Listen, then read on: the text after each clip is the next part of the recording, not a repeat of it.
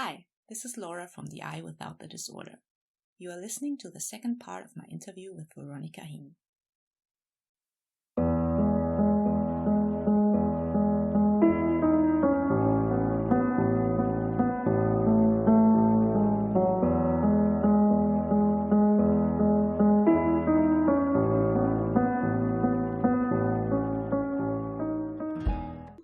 So, welcome back, Veronica.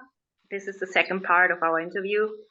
And to get back to it, I think we were just talking about the interviews and how generous the people were with what they had to tell about their experiences and how brave. And I remember when I was on the Make Space website, I want to ask you to tell us a bit more about that in a second, but I remember there was a summary about your PhD and the topic. And as I said just now, I actually remember that I never encountered a representation of self-harm in fiction.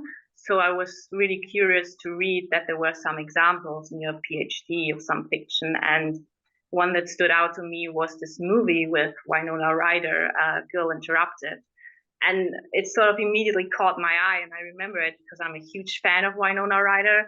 And I just thought, oh, I remember reading about this film, but at the time when it came out, I was way too young, and even now, I don't know. Probably it would trigger me too much to watch that movie, but I'm so interested in how it was represented in that movie. So I don't know if you've seen the movie and if some of your participants talked about this, because I guess it must have come up, and whether you can share if you think that was a good representation or not. Yeah, I love to talk about Girl Interrupted. One of the interesting things was everything everybody said was very interesting, but one of the things I had no idea about, I couldn't predict and was interested to see was exactly what people would talk about. Yeah. And there was really quite a range. Obviously, among just 16 or 17 people, there wasn't really a way to establish very clear trends. But I will say Girl Interrupted was one of about 4 or 5 examples of fiction that came up more than once. There were 3 or 4 people who talked about Girl Interrupted. And in I don't know, slightly different, but often quite aligned ways. I think people, so for context, for anybody who doesn't know, the film is actually, it's actually an adaptation of a memoir by Susanna Kaysen, who has wrote a really interesting memoir that is kind of pushing back against the memoir genre almost, and is really kind of questioning a lot of her experiences during this time that she spent in what you might call a psychiatric institution, and asks some real questions about the diagnosis she was labeled with. The memoir is often seen as a real keystone in memoirs of borderline personality disorder, which is what she was diagnosed with. Something that she sort of certainly feels ambivalent, if not actually quite critical of. And then it was turned into it was sort of published as quite an independent memoir, but was turned into this kind of quite glossy film. Not perhaps the world's most mainstream film, but certainly sort of not completely non-normative. And I think one of the interesting things about the film is if you read the memoir alongside it, to see the things that were kind of changed or smoothed over or left out, which I think make the film significantly less critical than the memoir is. But the film certainly has its charms. And I think a lot of people talked about it in different ways. Sorry, something is what happened? It's just come up confusingly about the recording. But I think it was, sorry, I can't tell what that notification was. Okay, take your time.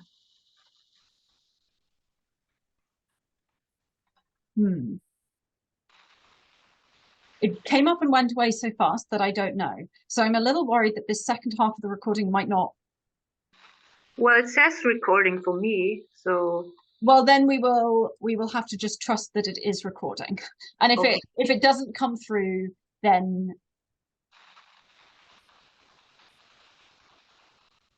okay, I wonder if that's what it is. Okay, it's finished recording. Sorry, it was a notification about the first half of our meeting. So I'm sorry to have interrupted that. I will try to start my sentence again so that you can edit this together if you need to. Okay. So, yeah, the film certainly has its charms. Yes. And I think certainly at least one person talked about it as a film that they'd felt very close to in certain ways. That it's and I remember watching it as like an 18-year-old and feeling very drawn in by it and feeling like it was doing something that perhaps I hadn't seen before, even though I don't think it's necessarily that innovative. Its representation of self-harm specifically is a little complex in that it's sort of distinguished between the main character, Susanna, who is initially shown as self-harming in and around an incident which precipitates her being essentially taken to the ER and then taken to the institution. But while she's in the institution, self-harm isn't really a big part of her personal like storyline or identity. She doesn't really discuss it that much herself. And the character who is associated more with self-harm is one of the minor characters, because the sort of the arc of the storyline is she's having a bit of a breakdown and she gets taken to this institution where she meets a group of other women with whom she both becomes close, but I think in relation to whom she understands herself as less unwell.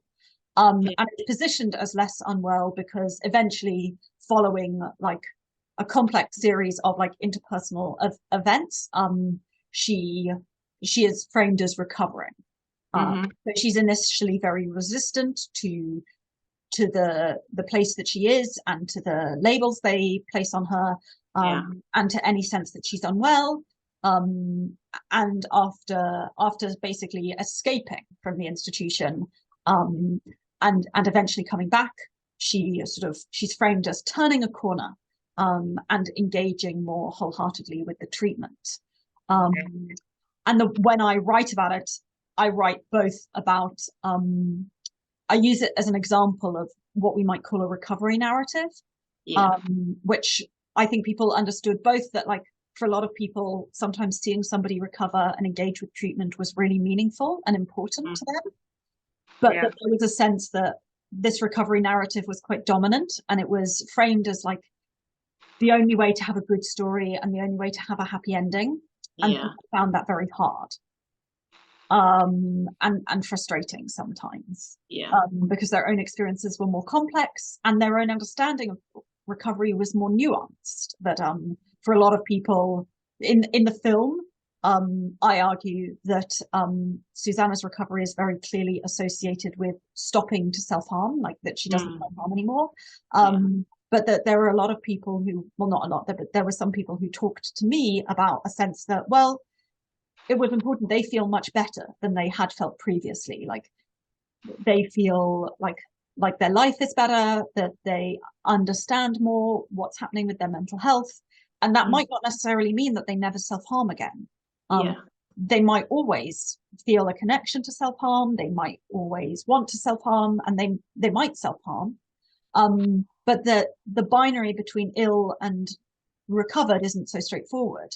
It was meaningful to them that now they felt better, and that their life was better, and that was what was important.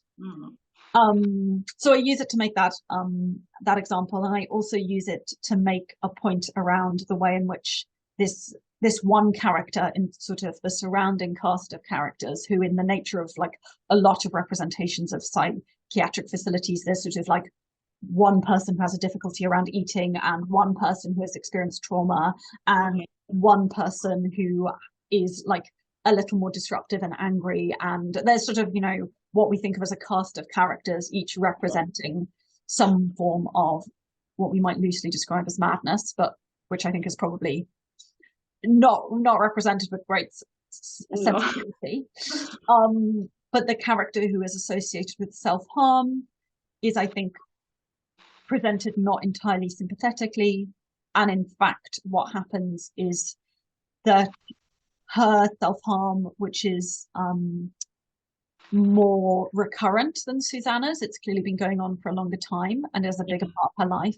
And what happens is that eventually this character dies. She's very much presented as the unwell person, by which we recognize Susanna as less unwell. So Susanna can recover because she's not as unwell, and this character is unwell. So I don't know if you needed quite such a detailed analysis of Girl Interrupted. No, but it's hard, I guess, for me to say straightforwardly whether it's good or bad. But I think it is very interesting. I think it's really interesting as an example of like Winona. I'm, apart from my PhD, I'm really interested in filmmaking and how films get made and with the filmmaking industry. And I think it's interesting as an example of Winona Ryder trying to position herself as a more serious actress in relation to serious material. I don't know. There's a lot to think about. Yeah, I know I have to remember that this is an interview and not just talking about whatever we like, because I'm so tempted to go into other things. But thank you so much for summing this up for me. And as you were telling me about it, I sort of already have an idea, I think, of what my opinion would be on the film. I was sort of starting to build my opinion as you went along, and I feel like I would be super critical of it. Like, it seems like very stereotypical Hollywood narrative, and actually reminds me a lot of, the stereotypes that we talked about earlier, about self-harm and mental health in general, I think. And what is still a huge problem today, talking about mad people, having that word, this expression, and what comes with it, the images, and this arc that you described of the main character being, she's like the main character, she's the hero, she's going to make it, she needs to have her happy ending, and in order to recover, she needs, of course, to cooperate with the mental health institution. And then there's this other character who is depicted as like, I think I know what you mean, I haven't seen the film, but where from the beginning, they're not going to make it, they're sort of only here as the opposite of the main character. And I really hate these kind of archetypes, and I really hate this, it's so simplistic. And I feel like, if I were to watch the movie, I'm so sure that I would identify with the minor character who does not make it, because I don't know, I feel like and that's what makes me so angry about it, because it's like, there are different types of people in the world, and not everyone is like the main character, and everyone, deserves to be represented as complex and having the ability to heal. I feel like that is such a responsibility, and you can't just go out there and bring out a message that says, maybe if you're like that, then you will make it, but if you're like that, then you will definitely not make it. I mean, that's horrible. So I feel like there's a responsibility that comes with storytelling. And also, what really I want to talk about is what you mentioned, this narrative that we have in our society, that in order to, get better or to recover, in quotation marks, from self-harm, you need to stop doing it. I feel like that's one of the biggest myths and beliefs that, I believed that at first when I started doing self-harm. And then I had to find out for myself, maybe I don't need to stop. I was so obsessed with trying to find a way to make myself stop that I didn't even see the option of, why? Why am I so obsessed with trying to make it stop? Is it really a bad thing? Is it really dangerous to me? Or, and the actual thing that I really want to share from my experience is that the moment that I said to my part, I had dissociative identity, so I talked to my parts and I tried to figure out which parts want to self-harm and for what reasons, and to talk to them and to understand them. And once I said to my part who was self-harming mostly at that time in the past, I said to her, it's okay. I understand that you want to self-harm, and I think I now understand better why you want to do it, and that it's actually a coping mechanism, and it's important, and it helps us. You really are saving us. You're not a problem. You're helping us, and I really appreciate that. And I want to give you this freedom to do what you need to do in order for all of us and for yourself to feel better, even though it's scaring me. And once I gave her that freedom, it's not like I stopped self-harming, but it became less. And it was like, I don't know, it sort of reminds me of this quote from Carl Rogers, I think, which is about psychology and the psychodynamic model or the humanist model. And it's about, once I accepted myself exactly as I am, I started changing. And I feel like this was my own experience of that, basically. And I think it's so important. The most important thing about self-harm is to have compassion with yourself and to not see it as a bad thing, and to try to understand why you're doing it, and that you are actually, you are trying to help yourself. There's a part inside of you, the one that self-harms, that is such a valid reason for self-harming, and they're trying to help you. They're trying to survive. And I feel like that really needs validation. And, I don't know if I ever will self-harm or not. But I'm fine with this uncertainty. I feel like every time I've done it, I think I now understand why I've done it. And if I ever need to do it again, I will, accept that. And I'm fine with it. So thank you for bringing this up in connection to the movie. And I just felt like I really wanted to share this.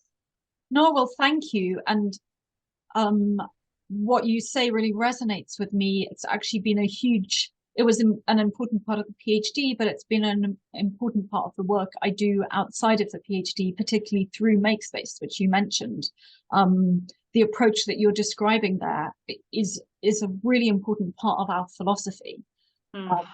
Because one of the things that came up in relation to this film, but also to others in my research, was that you're not at all alone in feeling like that. There were other people who felt that, focusing on stopping or making stopping the only good outcome was not very helpful to them. And that people might be well-intentioned in trying to focus on stopping, but that often that was not helpful at all. And I think that one of the things that we really try to get across to people who might not be so familiar with self-harm when we're doing work in and around Makespace is trying to communicate to them that you might find the idea of someone self-harming frightening, but when you let that fear prompt you to try and control what they're doing, it's actually not a very useful way of helping them. A better way might be to talk to them and ask them what they need, and that actually probably what they need, probably difficult things are happening in their life. And to ask them then to continue in and amongst those difficult things, but just without self-harm, is not a very sustainable or kind thing to do. Actually, you need to think about the complex things that are going on in their life and help them with that if you can. Absolutely. So I couldn't agree more. Well, I really appreciate that. It's one of the things that is it feels like an important thing to say in and around self-harm, but is actually in its own way still a little controversial or unusual to say. And so it's always good to have a bit of safety in numbers, I find, to be able to talk with other people who've had these experiences and be able to say together collectively, this is what's important to us and this is what good care looks like. Yeah, I agree. And I feel like that's why I also was so excited to do this interview, because I've never talked about this topic outside of therapy. And I don't know, it sort of felt like something that I really needed to happen. and to have the safety to talk to someone else where, no, okay, she understands about self-harm, she has her own experiences, and she's done this study and talked to other people. And it's really helpful to me also to hear what you are telling me about what the other participants shared, and to find that they have similar experiences or opinions, and also your own experiences. So for me, this interview is really important. And yeah, I'm so happy that I have the chance to make it. Oh, well, I'm so glad to. I'm so glad to. So can you tell me a bit more about Make Space, what that is? And also I wanted to ask about the creators and reading guide that I think sort of you created as a result of your PhD.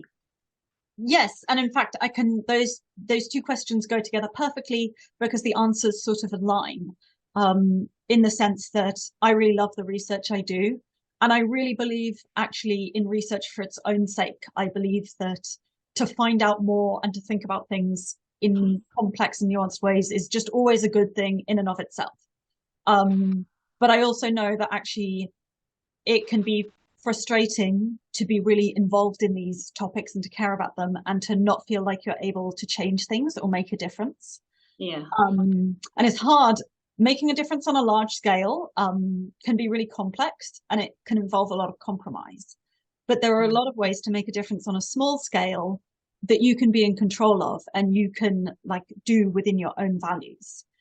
And Make Space was really part of an attempt to do that, to take the things that I was learning from doing the PhD, the things that people were telling me that seemed really important, and to think about how we could try to put them into practice.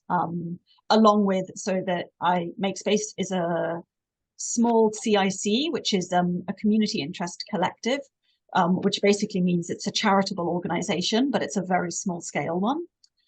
And I co-founded it with two wonderful, wonderful colleagues and friends, Courtney and Bathsheba.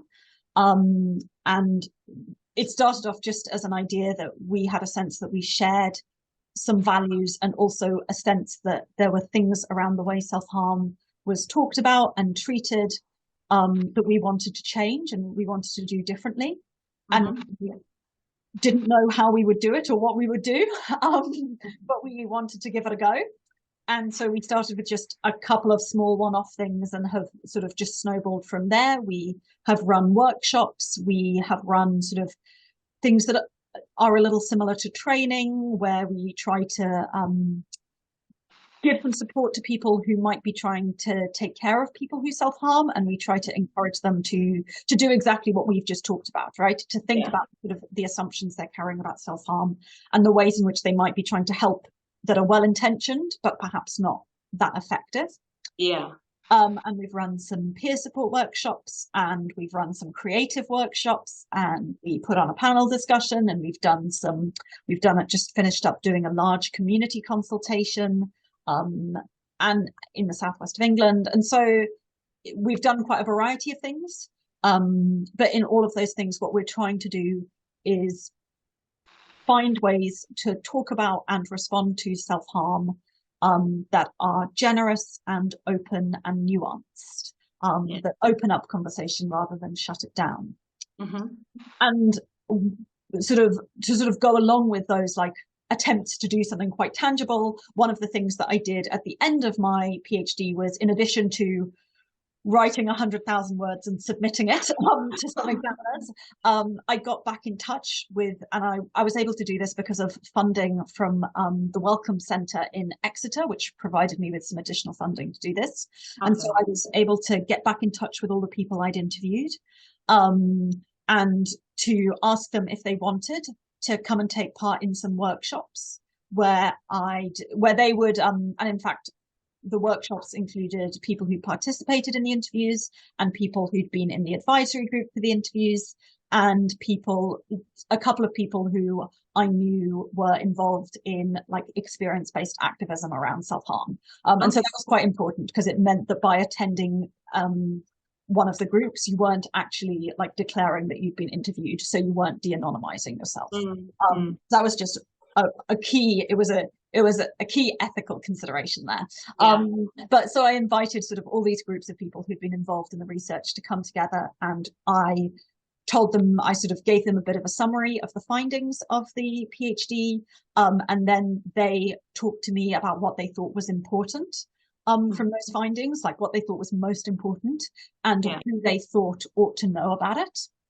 And I went away and synthesized all the different things that people had said and came up with some ideas for what we might do to try and communicate the things that they thought were most important. And what I came up with was some ideas for these resources. And I made I sort of talked those ideas through and made some drafts, and people gave me feedback on them and told me like what they thought should change and what they thought was good. And then everybody who, once we got a draft that everybody agreed on and everybody liked, we published them, and everybody who'd been involved in that process was named as an author, or remained anonymous if they wanted to be. So they were really like collectively created resources that reflected like what the whole group thought was most important to communicate. And one of them is a guide that's aimed at creators, so people who might write books or TV shows or films, that sort of gives them some things to think about if they're thinking about representing some self-harm. Then the other one is for people who might support people who self-harm, so for family, friends, teachers, healthcare professionals, social workers, anything like that, to try and encourage them to think about perhaps the assumptions that they might be taking from fiction and how that might be impacting the care they're providing. I hope that makes sense.